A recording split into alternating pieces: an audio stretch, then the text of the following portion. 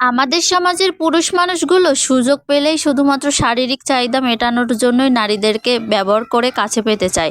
কিন্তু নারীদের একটা আলাদা বৈশিষ্ট্য আছে। নারীরা কিন্তু কখনোই তার কামবোধের জন্য কোনো পুরুষকে আসক্ত করে না। নারী তার নিজের কামবোধকে সংযুক্ত করতে পারে। মানসিক আগ্রহ কোনো রকম আবেগের জায়গা সৃষ্টি না হলেও নারীরা সাধারণত দেহের বিনিময় কখনো করে না।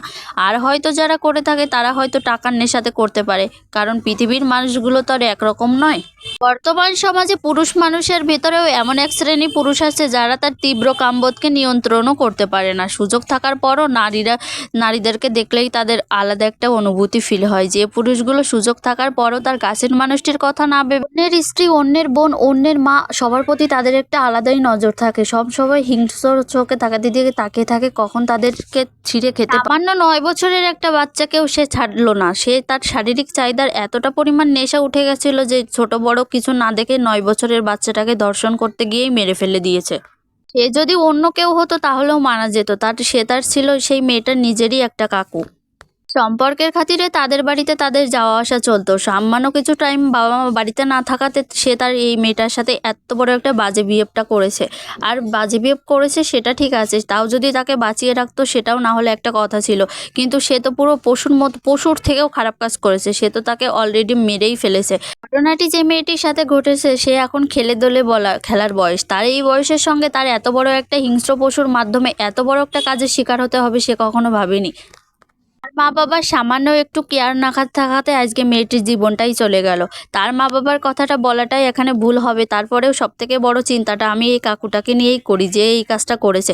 সে তার কাকু হিসেবে পরিচিত ছিল। সে এমন কাজটা করলো কিভাবে? তার আত্মাতে অন্তত একবার বাধা দিতে পারতো যে বাচ্চাটি এমনিই অনেকটা বেশি ছোট, তারপরে তার সাথে এই বাজে বিহেভটা সে করলো কিভাবে?